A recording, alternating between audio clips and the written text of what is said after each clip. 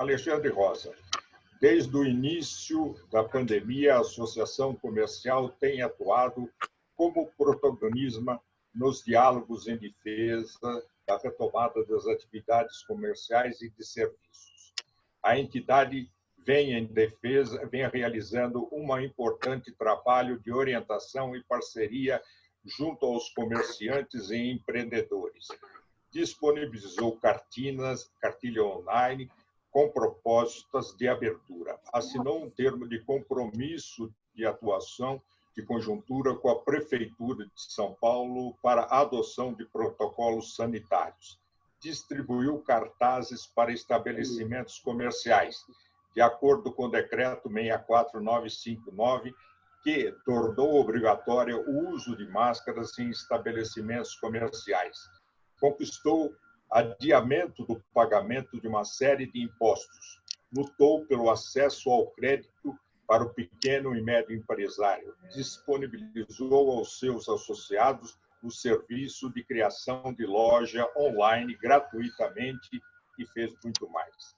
Nesse contexto, a CPU tem promovido uma série de debates e reuniões abordando o tema da pandemia sobre vários prismas e auxiliado o poder público através de parcerias, comissões, oficinas conjuntas a planejar e pensar as novas necessidades e dinâmicas urbanas. Hoje, nós vamos tratar consigo um assunto que está muito na moda e afeta muito as finanças da nossa sociedade do Brasil. É exatamente a Amazônia, com o seu presente, o seu passado e o seu futuro, enquanto ela intervém ou como ela intervém na sociedade brasileira, no clima, afinal, nas negociações com os outros países e o que tem, tudo isso. Vou passar a palavra neste momento para quem vai presidir a nossa reunião, que é o Alessandro Azzoni, que é o coordenador do NESA, que é o Núcleo de Estudos Socioambientais, para suas introduções e a apresentação do palestrante. Por favor, Azzoni. Bom dia a todos presentes. Eu sei que em momentos de pandemia a gente preferia estar presencialmente discutindo esse tema. Eu apresento o nosso palestrante, Alexandre Rosa, um profundo conhecedor da matéria de floresta, é um debatedor dos fundos internacionais, defende o Brasil lá fora, da nossa biodiversidade, uma proteção muito grande em questão de investimentos para a Amazônia. É uma conceituação completamente diferente do que nós estamos acostumados a ouvir dos ambientalistas, é uma questão de preservação seguida de investimentos. Então, é um conceito que nós vemos discutindo há muito tempo e num momento de tanta discussão internacional devido às posições que a gente vem tomando em relação à nossa Amazônia, as intervenções de governos internacionais sobre posicionamento, investidores se posicionando em questão disso, e essa questão do meio ambiente versus a Amazônia, tendo interferido até na política econômica, como o Paulo Guedes e o presidente do Banco Central se posicionaram, nós achamos relevante a gente poder trazer essa matéria com uma discussão no NESA, que é o Núcleo de Estudos Socioambiental da Associação Comercial, para que nós possamos entender o que tem de verdade nessa história de Amazônia, o que nós podemos realmente transformar essa riqueza de biodiversidade em um produto nacional, um produto brasileiro e com a sua proteção devida. Então, eu tenho as honras de trazer meu nobre amigo Alexandre Rosa, debatedor de nossos debates, são extremamente construtivos e eu tenho a oportunidade de trazê-lo ao nosso grupo. Larissa, eu pediria que se você pudesse fazer a leitura do currículo do nosso palestrante. Vamos lá, vocês estão me escutando? Sim. Então, complementando a apresentação feita pelo Azzoni, o Alexandre é conselheiro da WMF Energy, empresa de pesquisa e consultoria especializada em floresta amazônica energia renovável, energia limpa e projetos ecológicos. Ele é graduado em Física e Engenharia Florestal pelo UFMG e Engenharia Elétrica pelo Instituto Mauá de Tecnologia. Tem MBA em Governança de Tecnologia da Informação pelo Instituto Mauá e diversas certificações internacionais. Foi diretor de operações de diversas empresas, como a OptiGlobe, Atual Tivity, entre outras. É membro ativo da UNFCCC Convenção, Quadro das Nações Unidas sobre a Mudança do Clima para Projetos Sustentáveis e palestrante sobre consolidação de tecnologia para a vida sustentável, segurança hídrica, risco social, floresta amazônica sustentável e biomassa. É professor assistente dos cursos de Física Avançada e Engenharia da UFMG e tem sólida experiência em gerenciamento de equipes para projetos sociais sustentáveis, energia renovável e redução de gases de efeito estufa para indústria e cidades inteligentes. É um prazer tê-lo aqui conosco. Alexandre, bem-vindo. Obrigado, Larissa, pela apresentação e obrigado a todos pela participação. Falar de floresta amazônica nos dias atuais é até bastante interessante porque algo que não sai dos noticiários, né, desde o ano retrasado, né, com o efeito Greta Thunberg, né, não sei se todos já ouviram falar da ativista sueca, né, aquela garota de 16 anos, agora com 18, que vem provocando no mundo, né, um movimento, começou com For Future, né, a Sexta-feira para o Futuro das Crianças e assim por diante. E com isso ela despertou a atenção internacional, criando até uma saia justa para o governo federal brasileiro, logo após a COP20. Né, eu estou falando da Amazônia Presente. O ano passado, durante a COP20, houve uma série de questionamentos sobre como o Brasil iria manejar as questões ambientais e principalmente proteger os seus recursos de maneira não apenas política, mas econômica. E o Brasil procurou uma via completamente distinta daquelas que todos esperavam, principalmente os países que contribuíam conosco com algo em torno de 2 bilhões de euros ao mês. E o Brasil cortou relações ambientalmente com a Noruega, com a Suécia, com a Dinamarca, com a Alemanha, com a Inglaterra, com a Suíça e com a Itália. Com isso, o Brasil perdeu a significância ambiental para grande parte da área de Schengen, ou seja, dos 20 do bloco europeu, e principalmente com os países do norte. Isso nos trouxe um desgaste muito grande por parte dos investidores e um olhar um tanto quanto desconfiado, porque o investimento em um país, ele não depende única e exclusivamente da sua estabilidade e do compliance de suas instituições. O investimento num país depende também de como esse país reage em relação aos seus próprios recursos. É muito importante que o país tenha em sua agenda uma maneira construtiva de lidar com seus recursos naturais, com os seus, com o seu bioma, com o seu ecossistema, para não provocar no mundo o medo do ecocídio. Esse termo ecocídio foi um termo inventado por um engenheiro que trabalha comigo e eu achei bastante producente colocá-lo aqui na nossa conversa, que é literalmente matar o nosso ecossistema através do desmatamento e assim sucessivamente. Mas, meus caros, é muito importante clarear, falando ainda da Amazônia Presente, algumas coisas que vêm à imprensa, mas que não chegam com toda a verdade 100% à população em comum. Quanto efetivamente nós temos de floresta, o que é verdade da floresta, efetivamente, e assim por diante. É verdade que a floresta amazônica tem queimadas? É verdade. Mas de que maneira? As queimadas na floresta amazônica são queimadas que ocorrem em propriedades privadas e em pequenos pontos. Porque a queimada na floresta amazônica ela não consegue se propagar por uma questão simples. A atmosfera na floresta amazônica, por ser uma zona equatorial e estar no paralelo entre 40 e 46, abaixo da linha do Equador, é uma área onde nós temos, durante praticamente todo o ano, 46%, entre 96% de umidade relativa do ar.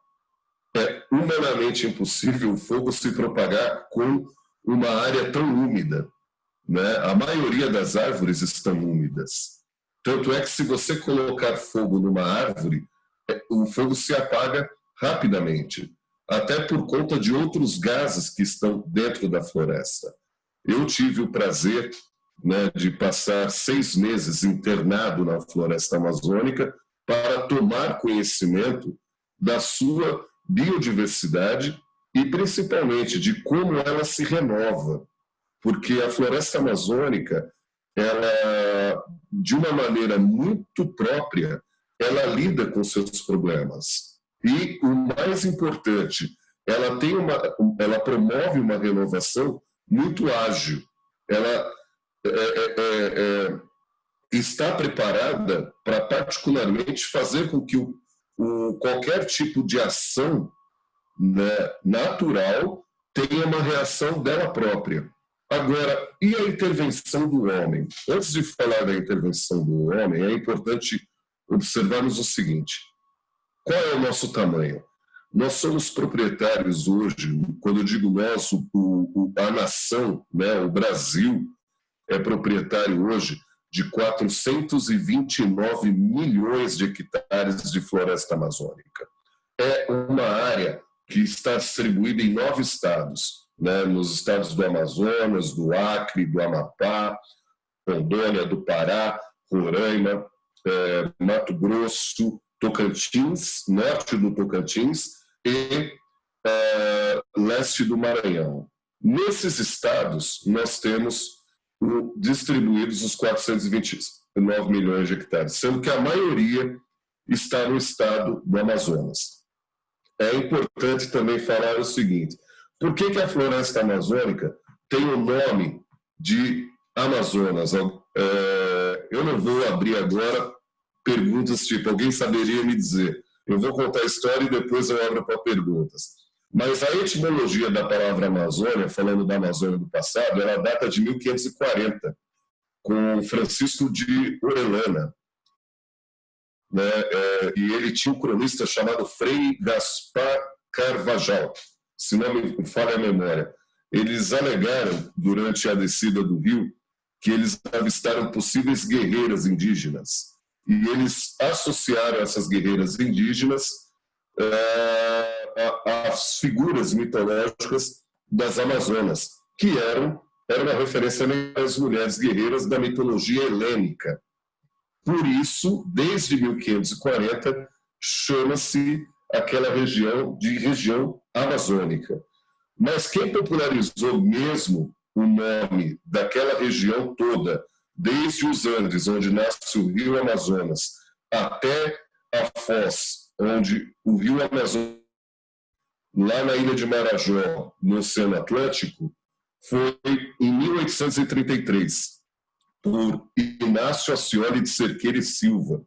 Esse português, ele, juntamente com Rondon, ele teve o papel principal como cronista de perpetuar o nome Amazônia, né? E por isso o nosso estado Amazonas tem esse nome, carrega o nome de Amazonas, e a nossa floresta carrega o nome de floresta amazônica. Essa é a etimologia da palavra. Falando do passado, os estudos sérios começaram a ocorrer em 1907, com a comissão de Rondon, né, o falecido Marechal Rondon. Rondon foi o primeiro grande explorador que nós tivemos. Para quem conhece a história dele, ele abriu uma linha férrea que ia do Mato Grosso até o sul do Amazonas, atravessando o estado que carrega o nome dele, Rondônia, né? E Rondon levou junto com ele biólogos, e uma série de estudiosos para conhecer a composição da floresta amazônica a fundo. E mapearam números absurdos de árvores, fauna, flora, biomas e assim sucessivamente. E se fez uma descoberta muito interessante. A Amazônia, ao contrário do que todos pensam, é uma terra de solo pobre. Muita gente acha que o estado do Amazonas é uma terra de solo rico. Vou para a Amazônia comprar uma fazenda que é mais barato e vou plantar soja. Gente, calma aí. Não é assim. O solo da Amazônia é pobre. O substrato dentro da floresta, que é aquela biomassa, que são as folhas, os animais mortos, que ficam sobre o solo, é que é rico. E é daquele substrato que as árvores se alimentam. Aí você me pergunta, por que as árvores, então, que nascem no Amazonas, elas são tão fortes, né, caracterizadas como madeira de lei, e tão altas? Primeiro porque há incidência solar praticamente todos os dias do ano. O estado do Amazonas tem incidência de sol 362 dias por ano. Apenas 3 dias de 100% nublado. Essa é a média, viu? A água chega todos os dias, ou seja, há chuva todos os dias. E no período das monções, que é o período chuvoso, ele dura de 4 meses e meio a 6 meses. O que significa que antes do período de lixiviação, que é a água carregando os nutrientes para os rios, para alimentar os peixes, as árvores já se alimentaram. Por isso que, se alguém já teve a oportunidade de ir à floresta amazônica, percebe-se que as raízes, elas são superficiais, elas não são profundas. Ao contrário de florestas coníferas, por exemplo, onde as raízes, elas são profundas, para justamente buscar água. Na floresta amazônica, as raízes são superficiais. Pois bem, continuando na Amazônia do passado, os estudos científicos efetivos iniciaram na década de 80, com o projeto Radam Brasil. E esse projeto ele visava fazer o levantamento de todo o território amazônico através de radar. E com esse projeto veio sucessivo a ele o que nós chamamos de georreferenciamento. Eu não sei se eu estou falando muitos termos técnicos, depois vocês me perguntem, anotem, para que eu possa esclarecer, por gentileza. E com isso, o território da Amazônia começou a ser organizado de maneira a fazer com que nós tivéssemos o que temos hoje, que é uma Amazônia sem áreas delimitadas e Amazônia com áreas delimitadas. Então, por exemplo, diziam e dizem até hoje na imprensa internacional que a Amazônia é o pulmão do mundo. Eu estou de acordo até certo ponto. Por quê? Porque eu discordo dos números que os ecologistas e aquelas pessoas que trabalham com ecologia dizem a respeito da Amazônia. Todos falam que a Amazônia é responsável por 25% do oxigênio do mundo. Se assim fosse, o planeta já teria explodido, porque o oxigênio em excesso, todos sabemos que o oxigênio é um gás oxidante e inflamável. E automaticamente, se tivéssemos tanto oxigênio presente na atmosfera, nós já teríamos entrado em colapso. A Amazônia ela é responsável por apenas 4% do oxigênio que se respira no mundo. Diferente do que se afirma. E de onde vêm os outros 21%? Que nós temos na composição atmosférica aproximadamente 25% de oxigênio. Os outros 21% vêm dos fitoplânctons, dos oceanos. que eles são pequenos micro-organismos que ficam na parte superior das águas oceânicas, capturando, fazendo a fotossíntese e emitindo oxigênio para a atmosfera. Essa é a grande verdade. Então, quebrando aquele mito de que, quando disserem a Amazônia é o pulmão do mundo, eu discordo veementemente. A Amazônia não é o pulmão do mundo. A Amazônia, ela nos traz outras coisas. A Amazônia ela é responsável por um outro tipo de equilíbrio, não apenas atmosférico.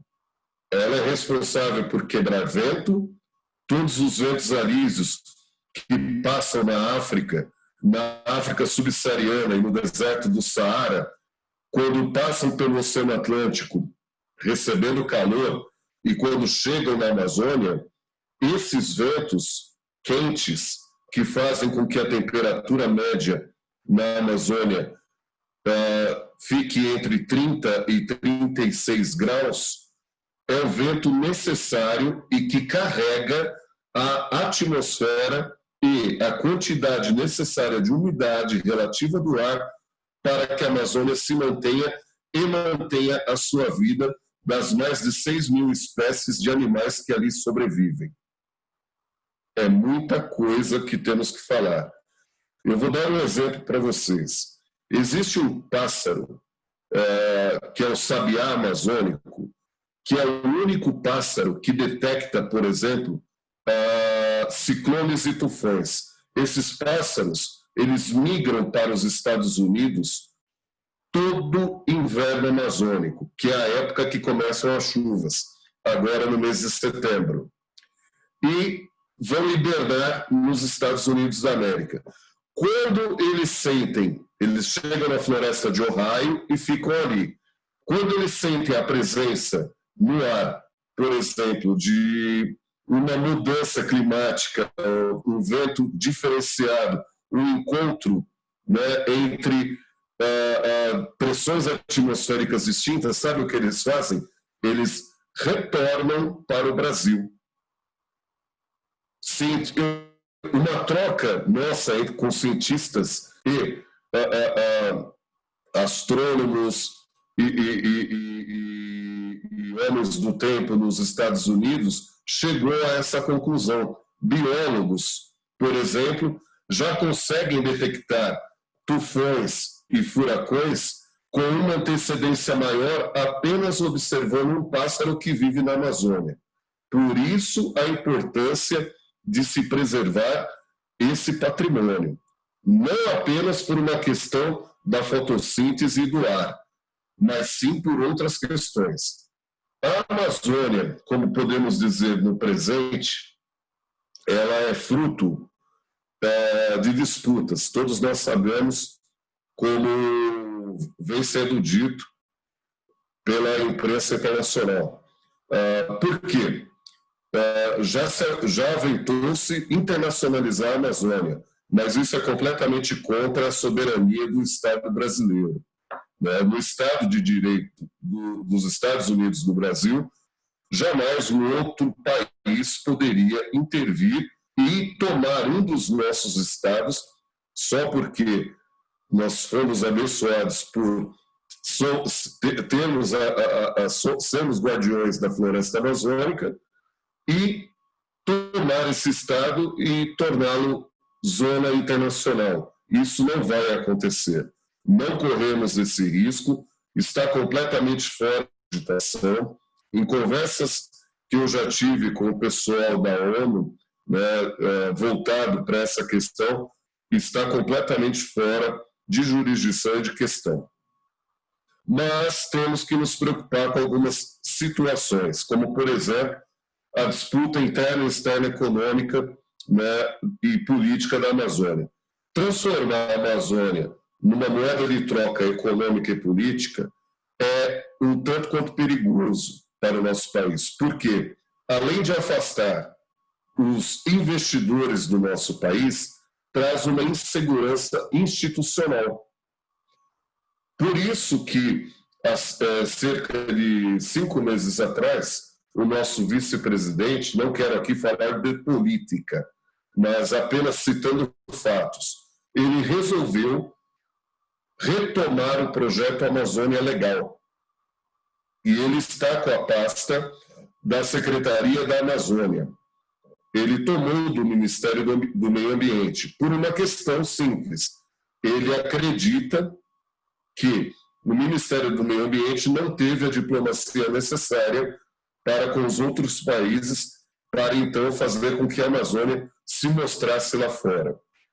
Outro exemplo, para que possamos reduzir as tensões que temos entre Brasil e política externa, é muito importante dizer o que estamos fazendo dentro da floresta amazônica. Explicar que a floresta amazônica ela não é simplesmente um grande jardim onde nós podemos cercar, como o Brasil fez na década de 80, 70 e 80, cercou 187 milhões de hectares, transformou em parque e disse, aqui ninguém toca.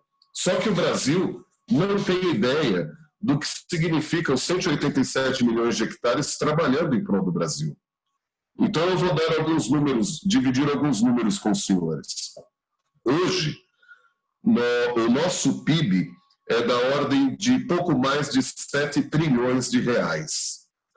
Se o nosso governo federal decidisse pegar apenas uma parte dessa floresta que está institucionalmente para o governo e fazer uma parceria público-privada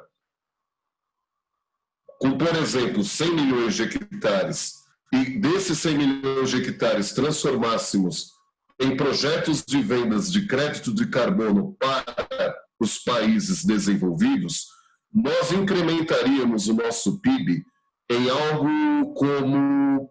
Eu anotei esse número, agora eu tenho uma cola, tá, gente?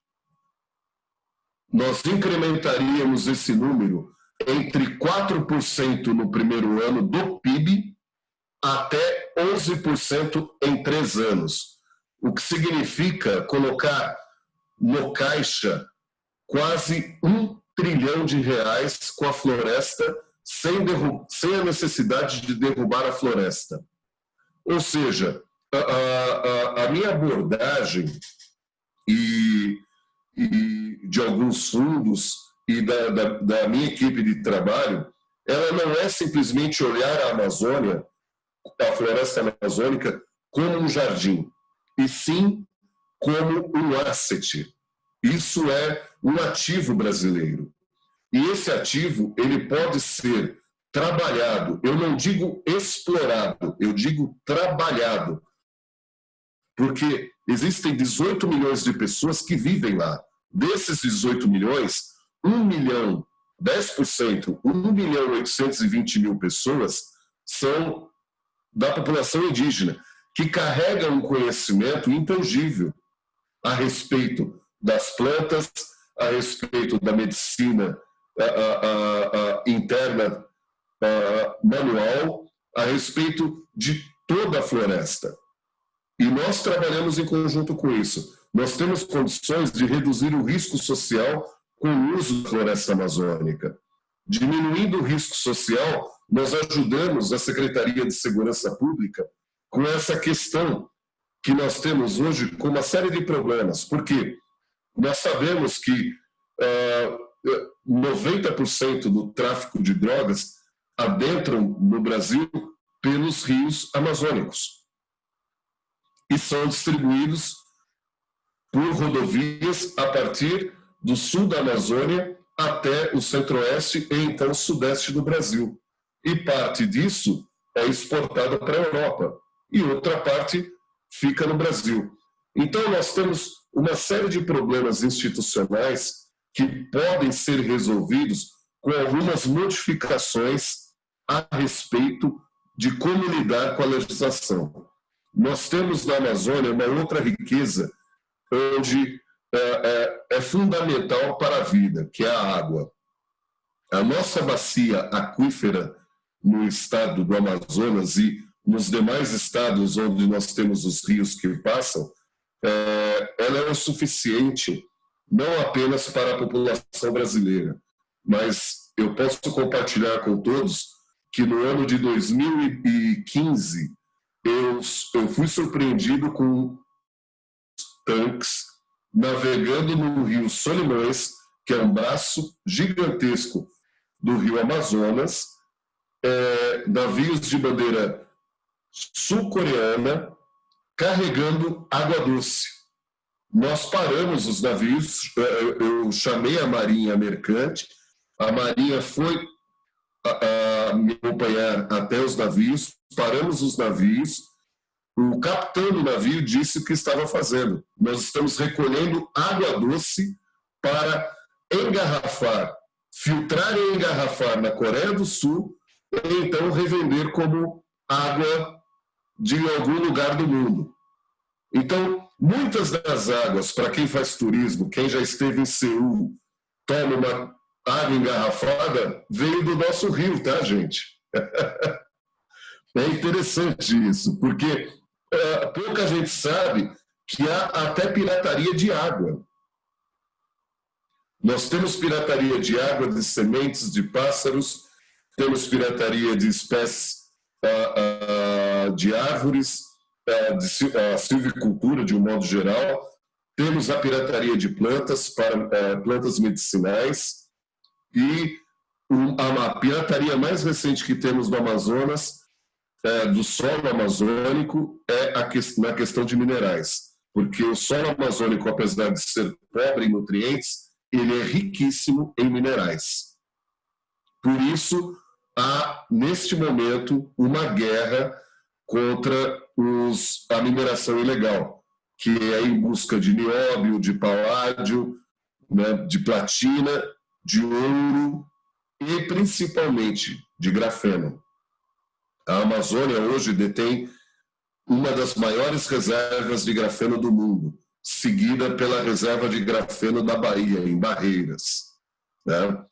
Então, esse é o material do momento, porque já descobriu-se como sintetizar o grafeno e descobriu-se como transformar o grafeno em bateria. Então, imagine, todos nós temos um dispositivo como esse, um smartphone. Qual é a duração de uma bateria de smartphone? 1 dia, 2 dias, com uso intensivo.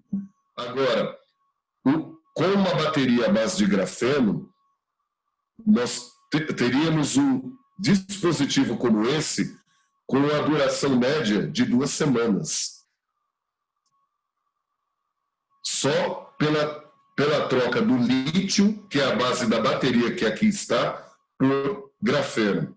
A empresa que está financiando essa pesquisa na Amazônia é de conhecimento geral, chama-se Tesla. Alguém já ouviu falar da Tesla? Sim, é uma empresa norte-americana, né, que produz veículos, correto? Errado. Ela produz baterias. Os veículos são apenas a desculpa para que eles testem o quão eficientes são as baterias. Essa é a realidade da Tesla. Porque o objetivo do executivo principal da Tesla, Elon Musk, é desenvolver uma bateria para os seus foguetes, para que haja autonomia enquanto esses foguetes estiverem em órbita. Esse é o objetivo principal. Então, o que eu posso falar da Amazônia de hoje é que muito se fala, pouco se sabe e muito menos se faz. O seu manejo é pouco e nada eficaz, o manejo humano, quando falamos em plano de manejo florestal sustentável. Aí vem sempre uma pergunta: poxa, Alexandre, a Amazônia precisa de fiscalização? Eu posso afirmar claramente aqui para todos: a Amazônia não precisa de fiscalização, ela precisa de monitoramento. E monitorar uma floresta como a Amazônia é uma das coisas mais fáceis que tem. Por quê? O monitoramento da floresta, ele pode se dar por satélite. E não há necessidade de termos um monitoramento intensivo, com pessoas ostensivamente armadas, rodando a Amazônia. Essa parte eu deixo para fronteiras, controle de fronteira. Mas o monitoramento da floresta amazônica pode ser feito perfeitamente por satélite. É muito importante termos o monitoramento da nossa floresta, porque uma vez ela é monitorada por satélite, nós temos o controle absoluto. Mas como monitorar uma floresta por satélite? Simples. Em 2012, eu e mais um engenheiro israelense criamos um dispositivo que se coloca na copa das árvores, chamado nail tag, né? Ou seja, seria basicamente um prego à base de, pasmem, eu acabei de falar de um material que a Tesla está pesquisando. Eu já usava esse material em 2012. E o material era o grafeno, ok? Porque o grafeno ele não é agressivo a nenhum componente biológico. Então, quando você insere, por exemplo, imagine um prego feito de grafeno, insere esse prego numa árvore, ele não vai machucar a árvore, não vai prejudicar o fluxo de ligna da árvore e muito menos vai prejudicar o crescimento e o desenvolvimento dessa árvore. Por quê? A árvore, ela um dia, ela foi gás. Vocês já pararam para imaginar? Alguém tem alguma peça de madeira próxima para pegar, bater na peça de madeira? Notem que essa peça de madeira, para ela chegar até você, um dia ela foi plantada, ela se desenvolveu. Mas como é que ela se desenvolveu? Através da fotossíntese. E através da fotossíntese, ela engrossou. Engrossou de que maneira? Retirando o gás carbônico, o CO2, o dióxido de carbono, da atmosfera e juntando com os nutrientes do subsolo. O resultado foi madeira. Então, 60% daquilo que um dia foi gás se virou sólido, estado sólido. 60% daquilo que estava na atmosfera virou o estado, tornou-se estado sólido, que é a madeira. Portanto, é muito importante o manejo, e nós brigamos com muito afinco nessa questão de termos um manejo sustentável, adequado, para que possamos ter uma floresta amazônica que não apenas esteja como um jardim para o nosso país e para o mundo, mas que apresentemos a floresta amazônica para o mundo como um ativo. Hoje, nós temos pouco mais de 180 milhões de hectares de floresta privada. A empresa a qual eu faço parte, e hoje estou no conselho, detém 5.206.000 hectares. Existem outras empresas muito conhecidas, muito mais conhecidas que a minha. A minha está, se eu não me engano, em segundo ou terceiro lugar em tamanho de floresta. Se eu não me engano, a Klabin tem 6.500.000 hectares. Depois, se eu não me engano, vem a minha empresa. Depois vem um outro grupo empresarial do Sul, que responde que tem aproximadamente 4 milhões de hectares, e assim sucessivamente, até aqueles proprietários menores de terra.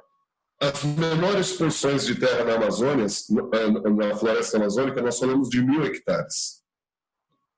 Para vocês terem uma ideia, quando vamos ao estado do Mato Grosso, nós falamos de uma fazenda grande, com pivôs, em torno de 1.000 hectares, não é verdade? E 1.000 hectares na Amazônia não tem uma representatividade a qual tem a representatividade que nós temos aqui. Para irmos para os finalmente, como eu vejo a Amazônia do futuro? Eu vejo da seguinte maneira, Alexandre da Rosa, eu vejo uma floresta como ativo, que ajude a população que lá reside a ter renda própria, a sair de miséria através do gerenciamento de risco, com trabalhos sociais e educacionais para que se desenvolva. Eu vejo um desenvolvimento da floresta amazônica através do seu manejo adequado e eu vejo como o maior vendedor de créditos de carbono do mundo. A floresta amazônica hoje, ela tem a capacidade de suprir os créditos de carbono, por exemplo, da Alemanha. A Alemanha hoje existe uma... alguém já ouviu falar do Dieselgate do caso da Volkswagen? É só levantar a mão. Dieselgate? Não? O Dieselgate foi o seguinte: a Alemanha, em 2016, ela teve recorde de exportação dos seus veículos para os Estados Unidos e América Latina. E junto com as suas divisões como Audi e Porsche, para respeitar o nível de emissões de cada veículo, eles fraudaram o software que emitiam os gases. Então, o software, no momento de fazer a auditoria, né, e fazer o Quality Assurance e mostrar para empresas como Bureau Veritas, DNVGL, SGS, para ter um relatório de acreditação dizendo esses veículos estão inconforme, podem importar, eles fraudaram o software. Foi um plano muito bem elaborado, só que do mal, infelizmente. Quando esses veículos chegaram nos Estados Unidos, estamos falando de milhões de unidades, 6 milhões de unidades na primeira leva, os Estados Unidos começaram, principalmente o estado da Califórnia, que é o estado que mais mede o seu nível de emissões de carbono, eles perceberam que houve um aumento. E eles resolveram pegar aleatoriamente alguns veículos e fazer os testes nos seus próprios laboratórios. Conclusão: o nível de emissões dos veículos era mais alto do que se dizia no relatório. Resultado: abriu-se uma investigação. Dessa investigação, houve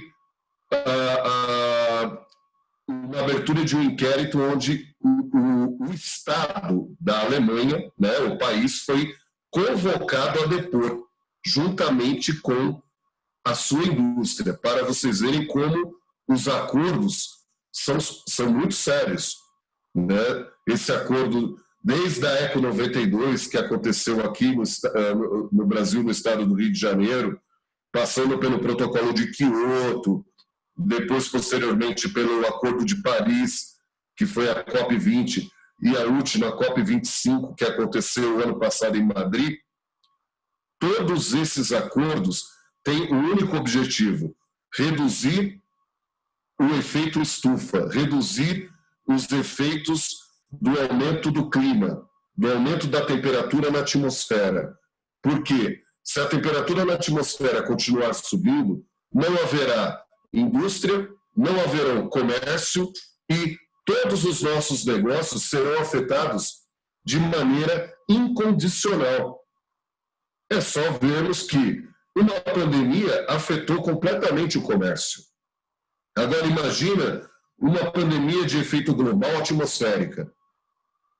Ela é capaz de fechar tudo. Por exemplo, a pandemia afetou o comércio, mas não afetou, por exemplo, as telecomunicações. Estamos aqui usando telecomunicações. Não afetou o suprimento de energia elétrica. Estamos aqui usando energia elétrica. Não afetou, por exemplo, o suprimento de combustíveis. Não afetou o suprimento, né, a cadeia de logística, de alguma maneira, continuou a funcionar, mesmo com a pandemia. Isso é interessante. Agora, no caso de uma pandemia atmosférica, devo avisá-los, o lockdown é geral, inclusive com apagões. Eu não estou aqui querendo criar pânico. Eu estou apenas dizendo no caso disso ocorrer. Voltando ao Dieselgate, a Alemanha foi julgada e processada em 2018 e em 2019 eles começaram a pagar o pênalti, né, a multa. Qual foi a multa imposta pelo Tribunal de Haia? A multa imposta foi de 9 bilhões de euros por ano durante 10 anos em créditos de carbono. Eles têm que comprar 9 bilhões de euros em créditos de carbono. Quem é o principal vendedor de crédito de carbono hoje no mundo? Aliás, quem são os 5 principais produtores de crédito de carbono do mundo? Alguém saberia me dizer? Podemos abrir os microfones para quem souber, por favor. Ok.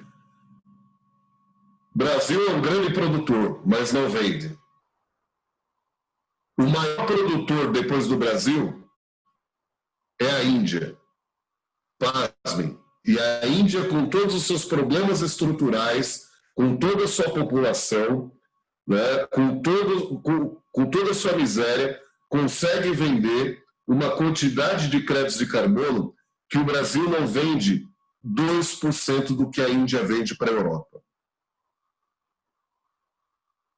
Gente, nós estamos num país de dimensão continental, somos 212 milhões de habitantes, temos a maior floresta tropical do mundo, temos condições de incrementar o nosso PIB a partir de 4%, ou seja, a partir de vendas da ordem de 60 bilhões de euros por ano, e nós nada estamos fazendo. Sendo que desse dinheiro, 50% vão direto para os cofres públicos, o que significaria para o governo uma injeção de capital ao qual ele necessita para melhorar as condições de educação, as condições de infraestrutura viária, as condições de logística, as condições de saúde, as condições de defesa, as condições de tecnologia e assim por diante. Eu não estou aqui para dizer como o governo deve ser manejado, mas eu estou aqui como empresário e como um pequeno conhecedor da nossa riqueza natural para dividir com todos o que significa uma floresta bem manejada e, principalmente, o que significa essa floresta nas mãos das pessoas certas. Eu já falei os meus 35 minutos, eu gostaria agora, né, Larissa, podemos abrir para perguntas, a Zone. Primeiramente, eu queria agradecer a você, Alexandre, pela sua explanação. Só para os membros e os participantes dessa reunião, parece uma situação meio complexa você querer transformar em recursos, né, financeiros uma Amazônia, monetizar essa questão, mas nós temos que lembrar o seguinte, nós temos dois lados da moeda.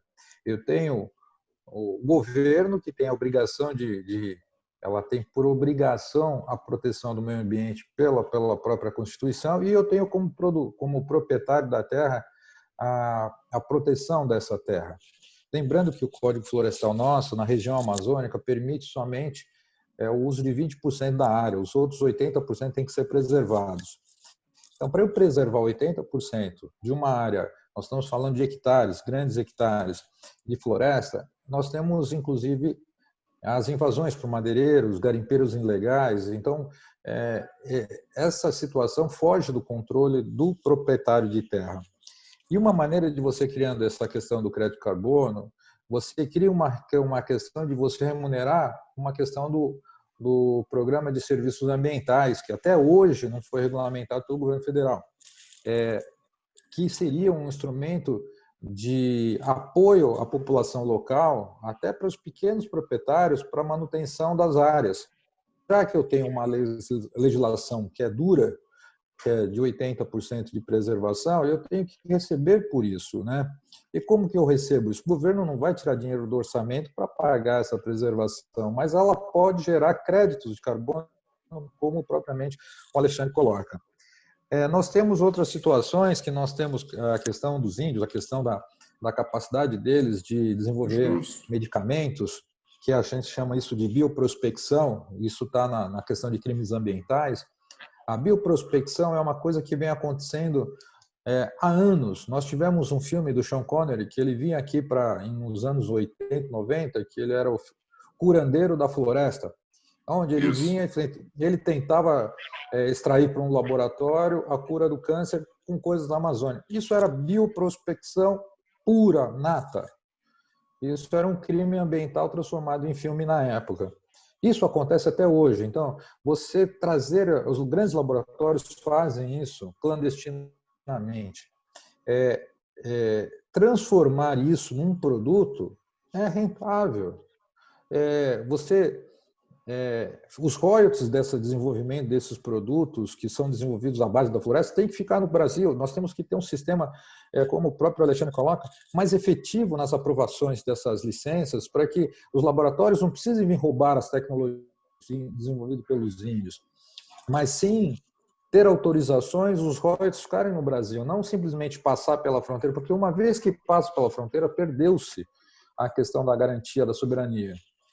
A outra questão é biopirataria. Nós temos tanto a biopirataria de animais, que é a fauna, como a flora mesmo. As próprias plantas nossas, que são nativas daqui, que muitas no bojo da floresta, a gente nem conhece ainda a sua capacidade de flora que a gente tem dentro de uma questão da floresta. E essas são simplesmente furtadas do nosso ecossistema e levado também pela fronteira e desenvolvido em países. De repente você tem a Alemanha, você tem a Noruega, você tem outros países desenvolvendo medicamentos com uma capacidade absurda que vieram da Amazônia. Então, se a gente conseguisse transformar isso, monetizando isso, toda essa proteção, nós teríamos um grande ativo. Então, você ter 80% da Amazônia seria altamente rentável. Por quê? Eu teria crédito de carbono, eu teria a chance de desenvolver, de repente, alguma tecnologia com royalties, igual royalties do petróleo, quando eu encontro na sua propriedade, você teria dentro da sua. E você teria essa situação. A questão do furto das águas é uma coisa absurda. Os petrolíferos, eles descarregam e eles limpam seus contêineres e entram nos rios e roubam a nossa água. Isso na plena crise hídrica foi muito mencionado em 2014, 2015, mas isso se torna vital.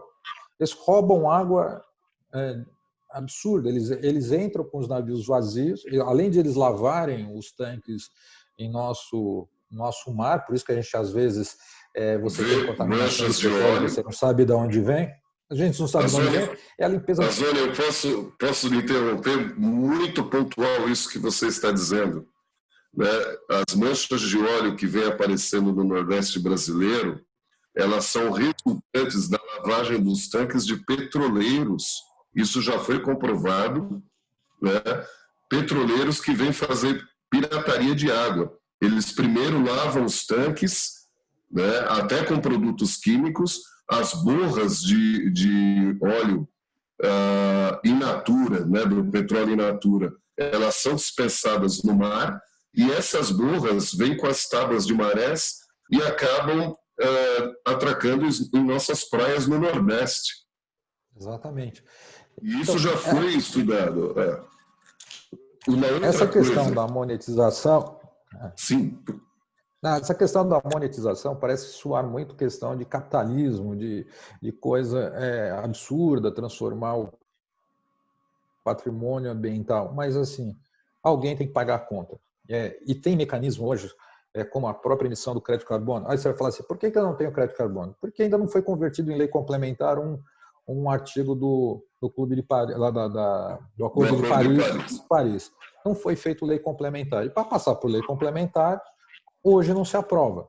Hoje não vai se aprovar. Mas deveria ter sido feito. Sem essa esse artigo convertido em lei complementar, você não pode fazer emissão de crédito de carbono. Então, nós perdemos tempo. Então, eu acho assim, nós temos que perder esses paradigmas de dizer que nós temos que fazer investimentos, sim, o capital é muito bem-vindo, sim. Preservar tem um custo, e esse custo, sem afetar a soberania, é a própria, como o próprio Alexandre coloca. Eu não preciso receber dinheiro de fundo da Alemanha ou de qualquer outro país. Eu posso vender os meus créditos para ele. Eu não estou perdendo a minha soberania jamais. Nós estamos mantendo a nossa soberania e mantendo a nossa parte ativa. Isso serve tanto para a questão de floresta amazônica, como a questão dos cerrados, como a questão da Mata Atlântica. Nós podemos fazer a mesma. A gente pode. Esse é um modelo. Hoje, quem tem uma propriedade com uma APP interna não pode fazer absolutamente nada além de preservá-la. Ela pode ser monetizada? Pode, com emissão de crédito de carbono. Eu vou receber para isso e vou mantê-la. Esse custo tem que ser pago. Não adianta a gente fechar os olhos e achar que no cenário atual a coisa se resolve naturalmente. Então, começamos, doutor Pella, depois do doutor Ordini, as duas primeiras perguntas. Vamos lá. Agora, eu pergunto o seguinte. É bastante recente o conhecimento que nós temos da Amazônia. Isso que nós estamos fazendo hoje, fazendo essa divulgação daquilo que tem, está dando maior conhecimento a nós brasileiros do que é a Amazônia. Eu não consigo entender, Alexandre Rosa, por que o Brasil não consegue fazer uma informação proativa para o mundo, fazendo esse tipo de colocação e explicando o que tem. E não consigo entender, porque o governo brasileiro, a não ser que isso venha agora com o vice-presidente, eu não consigo entender porque não explora isso. O Azzoni acabou de falar na questão de nós não termos a lei complementar. Mas não é só isso que tem tantas outras coisas que nós poderíamos fazer. Isso é uma questão de política. E o que é isto? Eu não consigo. É verdade que você citou que as primeiras conhecimentos mais profundos da Amazônia começaram na década de 80. É muito recente, mas nós já temos 40 anos que temos conhecimento disso. 40 anos mudou tanta coisa em cultura, em conhecimento disso. Por que o Brasil, na sua política, não mudou? Não dá para a gente compreender. Bem, em primeiro lugar, quero cumprimentar o doutor Alexandre pela exposição didática que fez sobre a Amazônia. E eu digo que eu sou uma pessoa afortunada, porque na década de 70 eu tive a oportunidade de conhecer a Amazônia, viajando muitas vezes, inclusive até cheguei a visitar parte da Transamazônica, ali no cruzamento com a Santarém, Cuiabá. E eu vejo o que o Pella acabou de dizer, com tanta majestade daquela floresta, o nosso governo não é capaz de mostrar ao mundo que não são essas queimadas laterais, nas pontas, o desmatamento, que poderá prejudicar. Então, quanto à questão também do carbono, na década de 80, por questões profissionais também, eu tive a oportunidade de acompanhar vários estudos na época, mas não sai do papel, não se consegue materializar. Eu não sei quais são os impeditivos. Isso eu gostaria de ouvir do doutor Alexandre, essas informações, porque eu tenho a impressão que se nós fizermos eu voei 4 horas seguidas em cima da Amazônia. A única preocupação que eu tinha, eu rezava para não cair o avião ali no meio, porque não tem norte nenhum, a gente não consegue sair. Quer dizer, fica se discutindo as coisas pontuais quando tem essa majestade que deveria ser divulgada. Doutor Alexandre, o senhor está trazendo hoje palavras que são músicas para nós. Por favor. Muito obrigado. Vamos lá. Obrigado, doutor Ordini. Doutor Pella, Minha resposta, primeiramente, na questão governamental. Nós temos uma política, infelizmente, do quanto pior, melhor. E essa política, ela está sendo, graças a bons governantes e bem-intencionados, deixada para trás. Há uma renovação para deixar esse quanto pior, melhor para trás. Ainda assim, eu posso exemplificar o quanto pior, melhor da seguinte maneira. O doutor Ordini esteve na Transamazônica. Eu percorri a Transamazônica de ponta a ponta, tanto de Humaitá para o lado de Santarém e Belém, quanto de Humaitá por Lábrea até Manaus, por pelo menos umas 30 vezes nos últimos 10 anos, de carro. Então, fora os rios que eu naveguei. E eu posso afirmar para vocês, por fonte segura do alto comando do nosso Exército Brasileiro, de que não há interesse algum em fazer com que aquelas estradas se tornem estradas rodoviárias, como, por exemplo, uma Marechal Rondon, rodovia dos Bandeirantes e assim por diante. Tem uma explicação.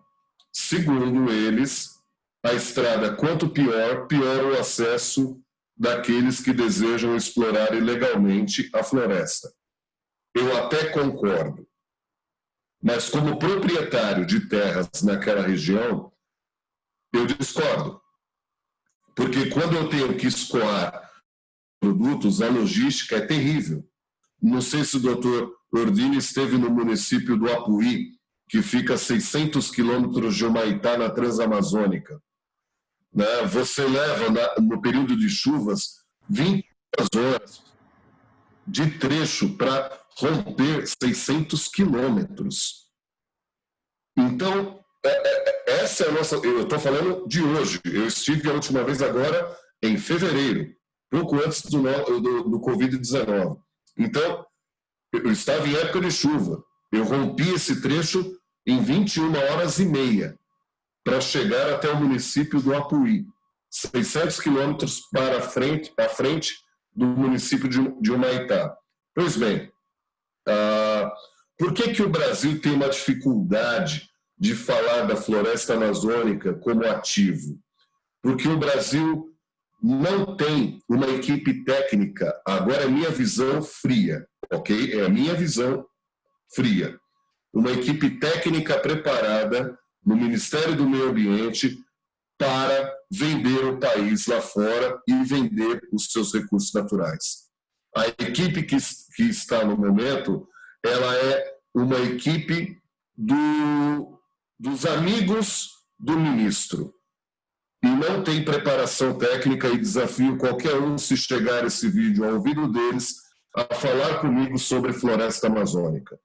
Pois eu estou lá dentro, eu sofro as dores lá de dentro, e eu sei qual o nível de relacionamento que eu tenho com os índios que cercam as minhas áreas. As minhas áreas, eu tenho algumas que fazem fronteira com florestas indígenas. E as minhas relações com essas florestas são as melhores. O índio, ele funciona de que maneira? Se você der trabalho para ele, ele quer trabalhar. Mas se você não der, ele vai entrar no guarda-chuva chamado FUNAI. E ele vai se prevalecer de que ele não tem CPF e ele não precisa responder leis. Não sei se é de conhecimento de todos, mas o índio no Brasil, ele não responde à lei civil nem ao Código Penal. Código Civil e Código Penal não se aplica à população indígena. Logo, se o índio resolver entrar na minha propriedade e matar os meus funcionários, ele não responde pelo crime de assassinato. Ok? Isso é importante vocês saberem. Se eu tenho uma boa relação com uma determinada etnia indígena e nós juntos desenvolvemos um modelo de trabalho onde o índio percebe valor, ele está aberto para isso. Agora, o quanto, por exemplo, a FUNAI está preparada para preparar o índio para trabalhar junto com empresários como eu? Não está.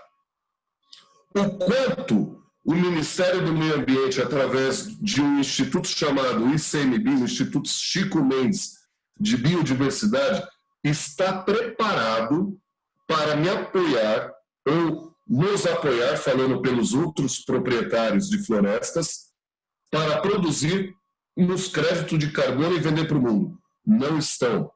Tanto é que os créditos de carbono que eu produzo, eu tiro dinheiro de investimento do meu bolso ou vou buscar investidores lá fora. E para quem já trabalhou com créditos de carbono sabe quão caro é contratar empresas de fora para fazer um projeto de crédito de carbono. É muito caro.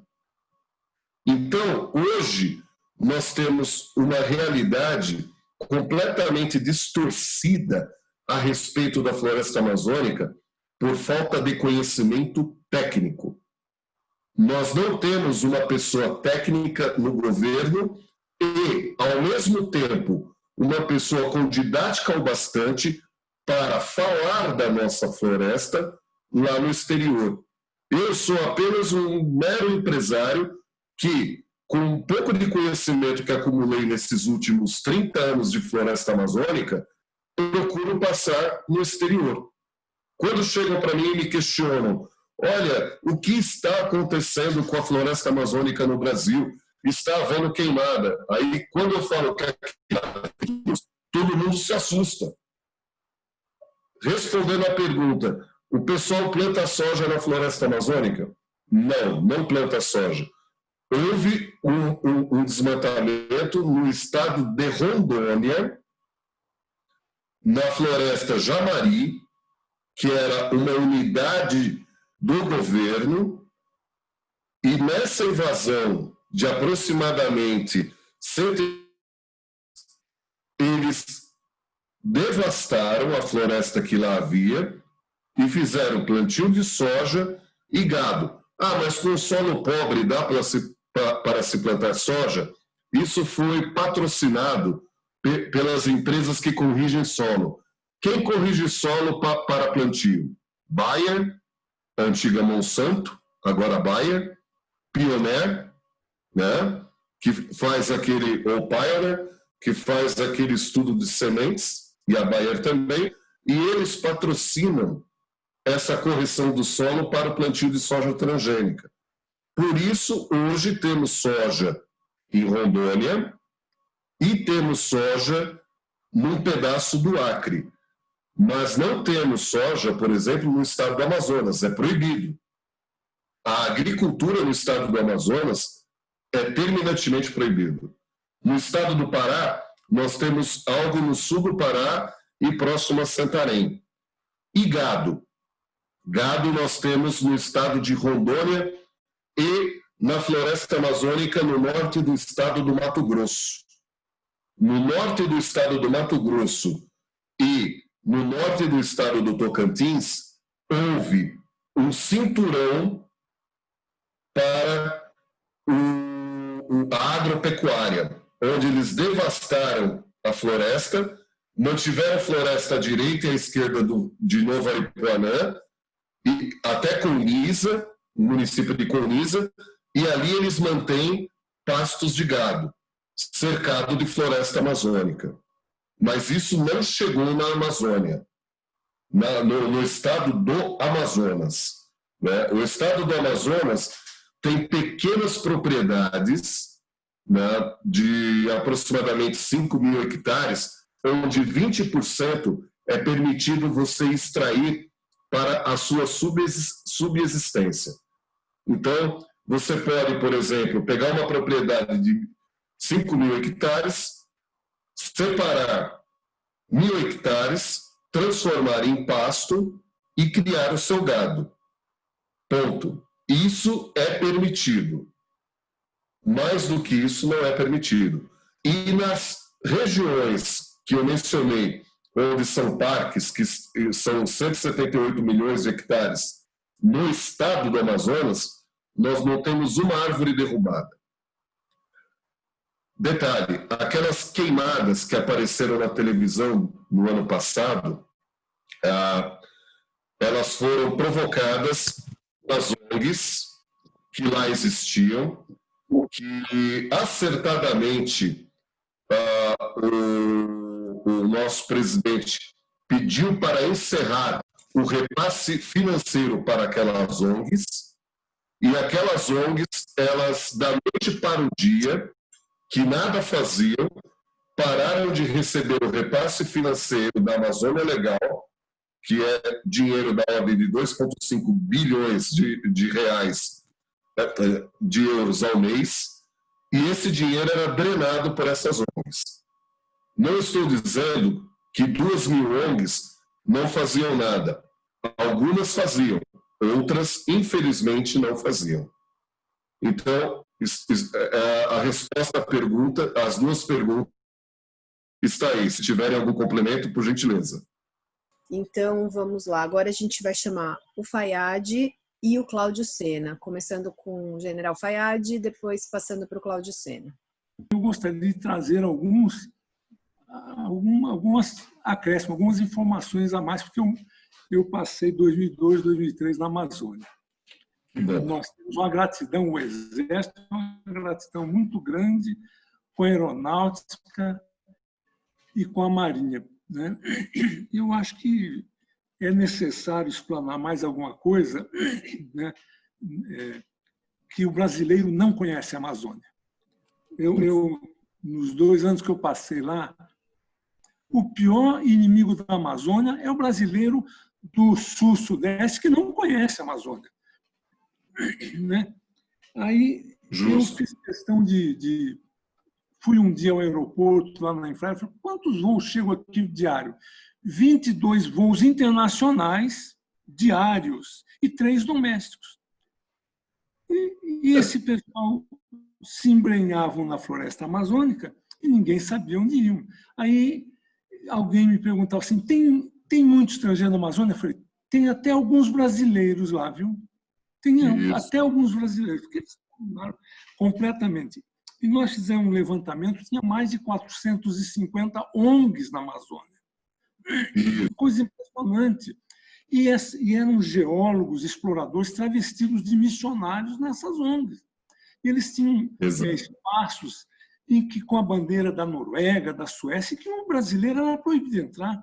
E eles impediam até os militares de querer entrar nessas áreas de resort.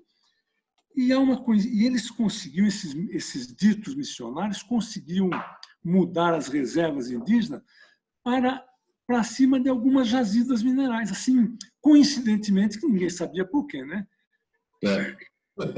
Uma coisa impressionante. Então, as mulheres devem conhecer melhor do que os homens um tal do perfume Chanel número 5. Esse Chanel número 5, ele é feito com uma madeira chamada pau-rosa, que só dá na Amazônia brasileira. Então, há quanto tempo o Brasil está sendo roubado? Isso é só um exemplo. A grande mentira que eles usam é a Amazônia é o pulmão do mundo. É grande mentira. Do mesmo jeito que ele solta oxigênio, ele absorve oxigênio. E não se fala da força das marés, que é o maior produtor de oxigênio que se tem. O Amazônia tem 2 climas. O clima é verão e inverno. O verão chove todo dia e o inverno chove o dia todo. Essa é a diferença. Essa é a diferença. Então, não tem como ter esse incêndio que todo mundo fala. Agora, tem que se destacar também que a Amazônia ela tem vários biomas florestais. Então, tem a floresta, propriamente dito, tem o cerrado, que é onde eles conseguem desmatar e plantar, e tem os campos. Roraima é um campo, é um puro campo, onde tem as maiores plantações de arroz do Brasil e que um tal de um superior, né, não vou complementar, botou uma reserva indígena tudo junto e matou os fazendeiros de mais de 120 anos proprietário de fazenda, agora uma grande favela rural que tem lá em Roraima. 65% do território de Roraima já era reserva indígena. Agora piorou. E, por último, tem que falar que o Civan, quando foi instalado, ele procurou colocar as antenas dele próximo dos pelotões de fronteira. O Civan tem um alcance muito grande com aqueles aviões, parece um grampeador, tem um avião radar, e que nos dava informação em tempo real. Civan, Cipan. Infelizmente, eu depois da Amazônia, eu fui ser diretor de ensino preparatório dos colégios militares e nós oferecíamos ensino à distância para os dependentes militares usando a internet do Civan, por causa das antenas dele, dos sítios de antena dele. Para finalizar, a FUNAI é um grande obstáculo. Todos os soldados, cabos de soldado, todos os soldados da Amazônia são índios. Todos são índios. Agora, a dificuldade é que nós tínhamos que ter um documento para que pudéssemos alistar o índio. Então, os índios saíam da aldeia, iam para o quartel, encostavam lá e falaram, eu quero ser soldado. Nós fazíamos o trabalho de identificação junto com a Polícia Civil, identificação, para dar identidade para esse índio, ele vira índio, que ele vira autoridade na aldeia dele. Então, vou passar a palavra à Mariana para as duas perguntas dessa rodada e aí voltamos ao Alexandre. Obrigada. Por tudo isso que foi falado hoje, para mim fica muito claro que existe um problema crucial, que é transparência de dados e disponibilização de dados, né? Inclusive, uma coisa que o senhor falou que é básica, né? Diferença entre fiscalização e monitoramento. E muitas vezes a gente ouve como uma certa desculpa, é muito difícil porque a Amazônia é muito grande, precisaria de muita gente. Me parece que não precisaria de muita gente, precisaria de muita tecnologia, né? E uma tecnologia que já existe, ou seja, não é nada, né, do outro mundo. Né? Aí, o que eu queria saber de você, né, da sua impressão, se com essas últimas declarações, tanto do Ministério da Economia quanto do Ministério da Agricultura, de que, olha, que para o Brasil é importante a floresta como floresta, né, e não ficar desmatando, queimando e nada disso, se o senhor acredita que existe uma possibilidade deles começarem a estruturar um sistema de dados que seja mais transparente, para que a gente possa entender, a gente que está aqui, né, na parte sul do país, e aí eu concordo plenamente que a gente não conhece a Amazônia no geral, se existe essa perspectiva de se realmente implantar um sistema de monitoramento que seja transparente e que seja uma perspectiva de pelo menos médio prazo, né? Que não fique mudando a cada mês ao sabor do novo ministro, né? Era isso, mais uma vez, obrigado pelo evento todo. Bom, Mariane, a questão principal do uso da tecnologia na floresta amazônica, ela depende basicamente de vontade política, porque eu já levei para 3 ministérios do meio ambiente, para 3 ministros do meio ambiente essa tecnologia, mas simplesmente ela foi deixada de lado, porque eu disse, não há necessidade de você contratar e inflar, por exemplo, o IBAMA e colocar, fazer a aquisição de 1.000 veículos 4x4 para ficar monitorando a floresta amazônica. Até porque tem áreas que os veículos não entram. O que há necessidade é de monitorar. Para quem foi das Forças Armadas, quando você está no meio da floresta, tem áreas que você entra, que você, em pleno meio-dia, você simplesmente não tem luz caminhando dentro da floresta. E para quem também teve essa oportunidade de caminhar na floresta. Então, quando eu digo do uso da tecnologia, é de uma tecnologia que já foi utilizada em 2010, 2011, 2012, já foi comprovada a sua eficácia e nós podemos rapidamente implementar. É uma questão de vontade governamental. Eu tenho uma equipe de engenheiros, biólogos, silviculturistas prontos para adentrar comigo na floresta amazônica e fazer toda essa rede de monitoramento e levantar essa rede. Uma curiosidade para quem não sabe, o estado do Amazonas hoje é o estado mais vigiado do mundo. Todos os radares do mundo têm que pedir permissão para o Datan para fazer qualquer vista do nosso estado. Sabiam disso? E quando o CIVAM foi instalado, nós decidimos que o espaço aéreo da Amazônia deveria ter apenas 2 aerovias. Porque as aerovias de cruzamento de aeronaves que voam acima de 30 mil pés, essas aeronaves elas podem usar apenas uma aerovia para chegar em Manaus ou em Porto Velho. E se for de Porto Velho a Manaus, é uma única aerovia. Elas não podem desviar. Se desviar, automaticamente elas serão acompanhadas por caças da FAB. Então, respondendo, Mariana, falta vontade política, só. E a caneta, nada mais. Vou passar a palavra agora, então, ao Arnédio e depois ao Manaus nessa rodada, tá certo? A narrativa globalista, esquerdista, que tenta fazer com que nós, brasileiros, passe a ideia que estamos queimando a nossa floresta, devastando a nossa floresta, liquidando a nossa floresta, é absolutamente errada, a gente sabe disso. Há interesses internacionais violentos em cima disso, a gente com muito dinheiro, colocando muito dinheiro nessa narrativa, e nós aqui ficamos numa situação de que como se estivéssemos abandonando a nossa floresta. Eu acho que essa palestra é importantíssima para a gente, é um marco para a gente discutir um pouco melhor isso. Interesses que aquela garotinha lá que tenta constranger governos, o nosso governo, esse atual governo, cortou o contrato com ONGs, tirou o dinheiro delas, e aí é natural que esse pessoal taque fogo e diga que quem tacou fogo fomos nós, entendeu?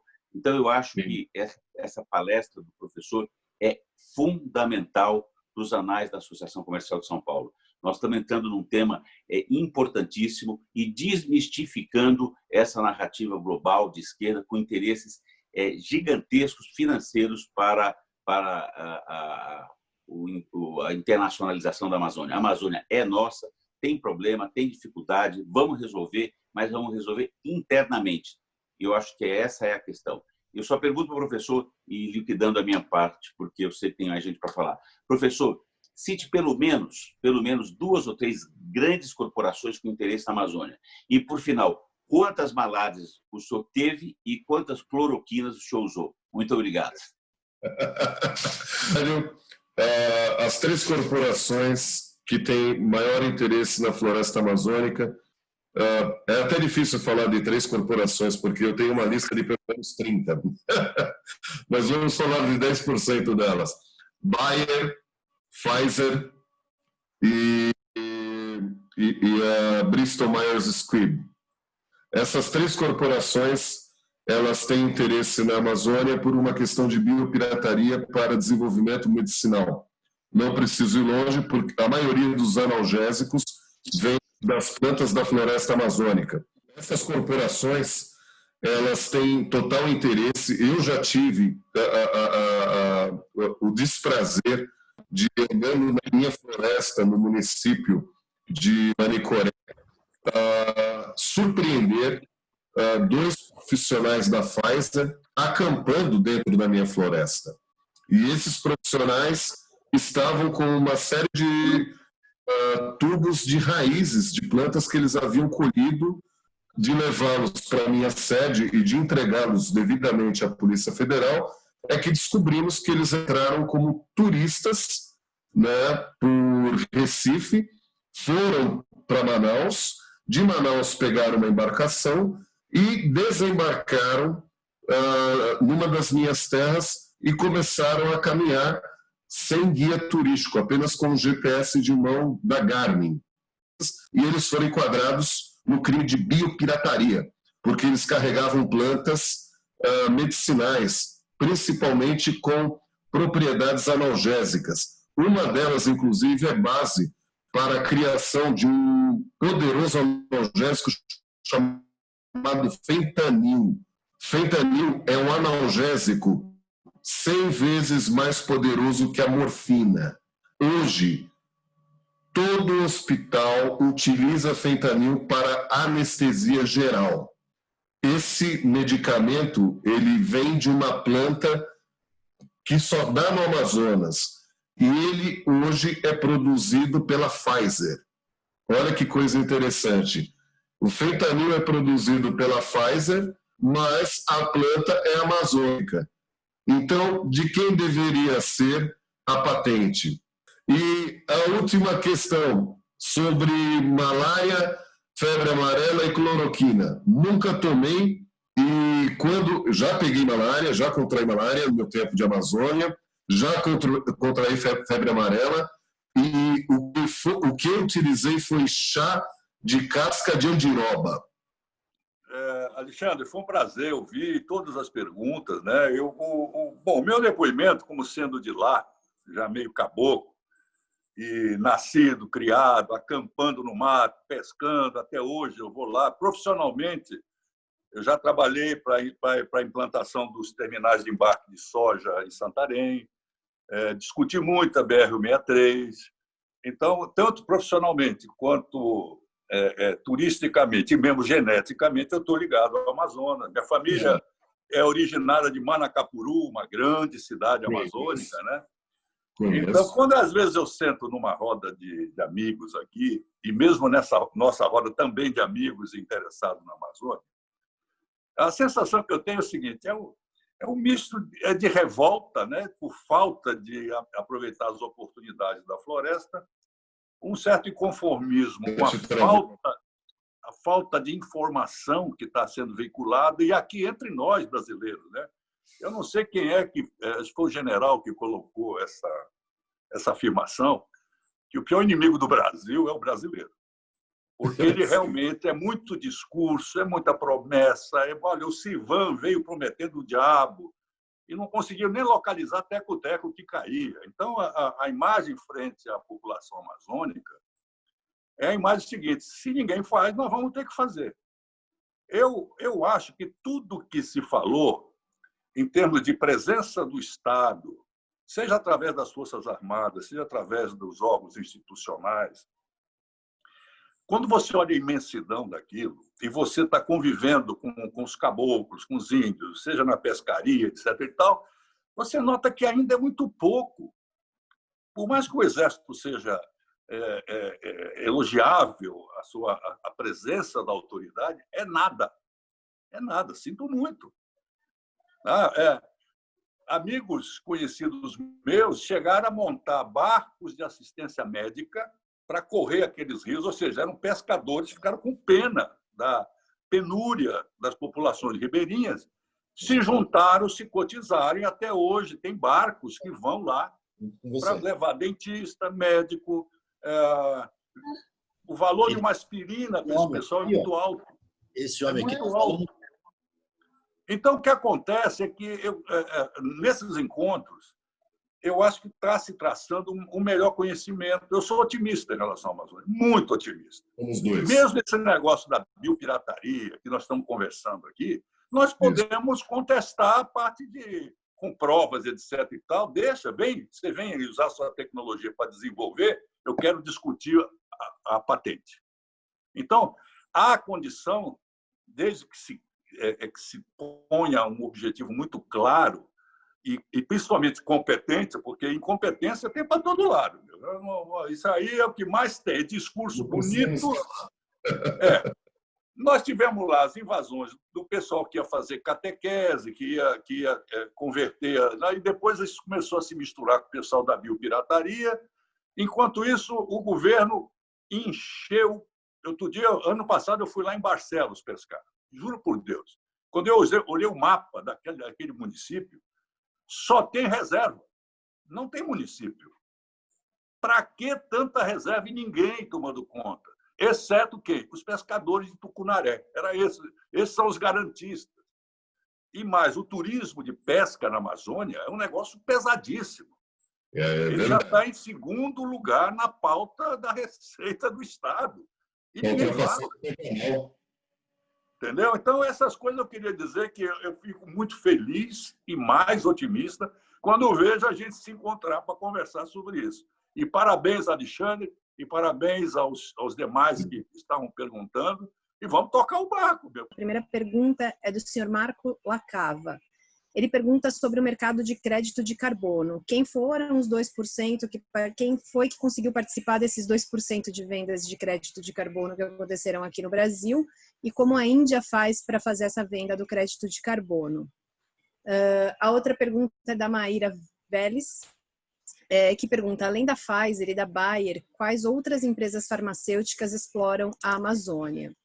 E aí, então, eu passo a palavra ao Cataldo primeiro e, na sequência, ao Cristiano. E, assim, na minha opinião, do que eu tenho visto, o dia que reconhecerem que nós preservamos a Amazônia como realmente ela é preservada, porque quem anda lá na Amazônia sabe que ela é preservada, né? Conhece aquilo. O dia que o mundo reconhecer, nós definitivamente vamos assumir o agronegócio do mundo. A forma de segurar o Brasil no agronegócio é falar que nós estamos destruindo a nossa fauna. O dia que nós reconhecermos, que o mundo reconhecer que nós fazemos a preservação, nós vamos dominar o mercado de crédito de carbono. É muito perigoso para o mundo a situação do Brasil. O dia que for reconhecido que nós preservamos a Amazônia como uma verdade, as questões vão mudar. Nós teremos muito, muito, muito a lucrar com a Amazônia, né? E quem sabe aqui, o general Fayad, eu tive a oportunidade quando o general Heleno voltou, o general Heleno não, quando ele voltou do Haiti, ele foi fazer uma palestra na nossa distrital e ele contou os casos das ONGs, depois do terremoto e depois da tempestade, o que as ONGs fizeram no Haiti. As mesmas ONGs que estão hoje na nossa Amazônia. Muito obrigado. Azone, parabéns, filhão. Obrigado, Larissa. Obrigado. Cataldo, eu gostaria apenas de fazer um complemento a uma das coisas que você disse sobre a preservação da Amazônia e dividir com todos. Se nós pararmos para refletir, desde a entrada do homem para explorar a floresta amazônica em 1833, estamos em 2020, são 187 anos preservando a floresta amazônica. Se nós não preservássemos, ela já estaria completamente devastada. Agora eu vou traçar um paralelo com um país que nos colonizou, Portugal. Se tiver algum descendente, preste muita atenção. Portugal tem 817 mil hectares de florestas no país inteiro. Tá? Portugal, na década de 80, fez um estudo e decidiu trocar o pinus de Riga para um outro tipo de árvore, que é proveniente da Austrália. E essa árvore proveniente da Austrália é muito conhecida nossa, chamada eucalipto. Então, os portugueses foram gradativamente, nos anos 80 e 90, trocando pinos de Riga por eucalipto. Qual é o problema que eles contraíram para si todo o verão? Queimadas. O pino de Riga era uma árvore que tinha mais seiva, tinha maior dificuldade de se incendiar, enquanto que o eucalipto, qualquer fonte de calor próxima, ele inflama. Hoje, Portugal sofre com queimadas exageradamente grandes. E isso é uma prova da não preservação da sua floresta, né, na naturalidade. A natureza da floresta portuguesa era o pinus de Riga. Não poderia ser trocado. E eles resolveram trocar. Então, nós temos um exemplo prático do que não é para se fazer. Outra floresta extremamente preservada no mundo fez com que a Alemanha começasse a perder a Segunda Guerra Mundial para a Rússia. Em 1944, quando a Alemanha resolveu avançar sobre a Rússia nas terras siberianas e na Ucrânia, eles sofreram com as florestas ucranianas de árvores coníferas. E a maioria não encontrou um suprimento sequer. A maioria dos soldados alemães que morreram antes de chegar à Rússia, eles não morreram por tiro ou por confronto. Eles morreram de fome, por falta de planejamento e por desconhecerem que uma floresta conífera não fornece nenhum tipo de nutriente. Simples assim. Então, quando falamos de florestas, é muito importante compreender a geografia de cada local e a que cada floresta pertence. Por favor. Dr. Marcos Nascimento, ele disse que em 2001 ele assinou o primeiro contrato de venda de créditos de carbono no Brasil, que ainda não havia legislação para isso, e venderam os créditos de carbono de uma térmica a Cavaco de Madeira, em Piratini, para o governo do Canadá, através do IFC. Depois da regulamentação, ficou muito complicado. Fizemos uma térmica em Manaus em 2005 e ficamos gerando por 5 anos. Acompanhamos muitos projetos locais e brincávamos que havia uma ONG por árvore. Esse é o assunto que merece outras reuniões para ajudarmos nas soluções para ajudarmos nas soluções. Pede desculpas porque está aí. Então eu passo ao Cristiano Quaresma como última intervenção. Voltamos ao Alexandre e aí de volta ao Dr. Pella e ao Azone. Obrigada pela participação de todos. Obrigada, Dr. Alexandre.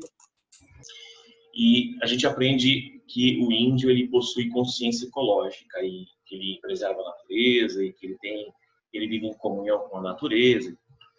E em 2002 eu tive uma experiência que eu pude ficar 20 dias numa tribo amazônica no sudeste de Roraima. E a impressão que eu tive foi uma impressão completamente diferente dessa. O que me pareceu mais é que o índio ele não tem essa consciência ecológica que nós, por acaso de uma forma utópica, criamos. O que me parece é que o que diferencia o índio, né, da sociedade no geral é a ausência de uma instrumentação técnica capaz de alterar o seu meio na velocidade que se faz no geral. E aí, muitas vezes eu fiquei pensando se não é interessante, do ponto de vista da estratégia geopolítica, de manter essa imagem e essa, de certa forma, inclusive, superproteção em relação ao índio, como você bem coloca a questão da FUNAI, que dificulta muitas vezes o contato com o índio, e essa superproteção acaba, de certa forma, auxiliando nesses interesses geopolíticos e muitas vezes prejudicando a inserção do povo indígena nas atividades que poderia trazer muito mais benefícios, talvez socioeconômicos, inclusive para a tribo, enfim. Bom, primeiramente, obrigado, Cristiano, pela participação. A questão do índio, o índio ele tem que ser motivado. Se ele não for motivado, ele está sendo controlado pela FUNAI. O índio controlado pela FUNAI, quando ele é vizinho, ele acaba exigindo. Ele exige que demos para ele carro, uma motocicleta ou 20 motocicletas, depende do tamanho da propriedade, depende, né, ele exige mesmo, e ele diz que se você não der, eu vou invadir a sua área e vou exigir que a FUNAI lhe processe. Existe esse tipo de cacique. Só queria fazer um relato a pedido do Cataldo, que ele pede para corrigir que o nome do comandante do Haiti foi General Santos Cruz e não General Helena. E com isso, acredito que eu posso passar a palavra ao Dr. Pella, ao Azone, para caminharmos para o final da reunião. Lacava, hoje em dia, crédito de carbono é vendido através de projetos individuais. Você não consegue vender crédito de carbono se você estiver ligado diretamente ao governo ou for submeter o seu projeto ao governo. Você tem que tomar a decisão de fazer individualmente. E isso gera um custo. A gente não fala hoje de um investimento menor do que 3 milhões de dólares para se desenvolver e aprovar um projeto de crédito de carbono. Maíra, além da Pfizer e da Bayer, né, eu posso citar para você a Natura, que é uma grande empresa com interesse na floresta amazônica, ok? Além da Natura, você pode ver o grupo Boticário, você pode ver grandes grupos da indústria cosmética com interesse na floresta amazônica, por conta dos óleos essenciais. Gostaria de saber se há a possibilidade de aproveitar esse excesso de mão de obra no sul de São Paulo para ir nessas regiões onde há a possibilidade de ter trabalho. Há possibilidade, sim, senhor Robert Schuri. Temos um projeto para que essa mão de obra ociosa vá para o Amazonas de trabalho, inclusive na parte educacional. Nós temos projetos para educar os nossos jovens ociosos, né, no estado de São Paulo, e não apenas no estado de São Paulo, mas de outros estados, para que possamos levar até lá. Existe hoje uma demanda de trabalho, uma pergunta muito pertinente, obrigado, Chu. Existe uma demanda de mão de obra no estado do Amazonas de aproximadamente 2 milhões de posições de trabalho. 2 milhões. Hoje, olha que curioso, o estado do Amazonas tem uma taxa de desemprego de 30%. E nós temos 2 milhões de vagas para preencher no estado. Queria agradecer, Alexandre, mais uma vez, as nossas discussões, que você conseguiu explanar exatamente essa questão da diferença do que se passa na mídia, do que se é a realidade e como deve ser atingida essa política pública em relação ao meio ambiente. A ideia de trazer esse tema justamente foi uma provocação, tendo em vista esse cenário internacional, essa globalização, como o Arnédio mesmo colocou, e tentar colocar de uma forma racional. Acho que o grande problema das questões ambientais, ela vai por uma questão passional. Eu acho que essa questão de ser passional, tanto de um lado desenvolvinista como protecionista, acaba interrompendo muito o setor de proteção. Então, obrigado, Alexandre, mais uma vez pela sua apresentação, pela seu conhecimento explanado. O NESA tem esse objeto de trazer provocações de temas realmente ativos, né, que realmente tragam impactos, e realmente você o trouxe. Obrigado, doutor Pella. Passo a palavra para o senhor. A Associação Comercial de São Paulo é uma entidade municipal e a CPU trata de problemas municipais e tem seus núcleos de estudo urbano e o núcleo de estudo socioambiental. Mas eu acho que hoje o senhor nos deu uma visão global do problema existente na Amazônia e fez até deu uma ideia geral de tudo o que está acontecendo e o que pode acontecer e como a gente pode. Como que a gente pode reagir com isso.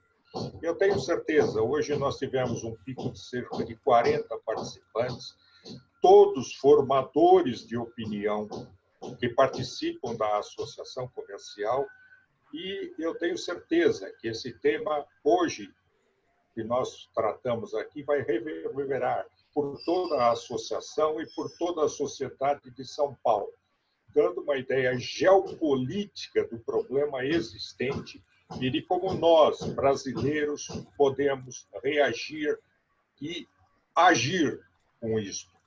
Então, eu quero, sensibilizado, agradecer a sua palestra, agradecer todos aqueles que conosco participaram e informar que todas as nossas palestras estão sendo colocadas no YouTube. para que possam ser seguidas e ouvidas por todos. Então, tenho certeza que voltaremos ainda a este tema, doutor Alexandre, e por muito tempo ainda. Obrigado. Então, queremos, sensibilizado, agradecer ao senhor e a todos aqueles que estiveram conosco. Muito obrigado e, olha, uma salva de palmas.